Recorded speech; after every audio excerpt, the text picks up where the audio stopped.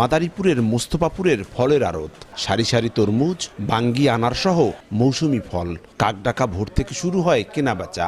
বরিশাল, যশোর, শরীয়তপুর, গোপালগঞ্জ, ফরিদপুর, কুষ্টিয়া, চুয়াডাঙ্গা সহ বিভিন্ন জেলার পাইকাররা আসেন এখানে ফল কিনতে। যাতায়াত ব্যবস্থা ভালো থাকায় দিন দিন বেশ জনপ্রিয় হচ্ছে এই আড়ত। রমজানে ফলের কদরও রয়েছে বেশ। কয়েকদিনের ব্যবধানে দাম বেড়ে যাওয়ায় ক্ষুব্ধ পাইকাররা। আমদানি কম আর পরিবহনে খরচ বেশি হওয়ায় দাম বেড়েছে বলে দাবি আড়তদারদের। আগে যে পরিমাণ আমদানি ছিল তার থেকে পাইকারের আমদানি বেশি, এর জন্য দাম বাড়ছে, মালের চাপ একটু কমছে। ছয় হিসাবে ব্যস্ত হয়, আবার পিস হিসাবে আমাকে ব্যস্ত হয়, কেজি হিসাবে বেচলে সমস্যা, মোবিল কোট আছে।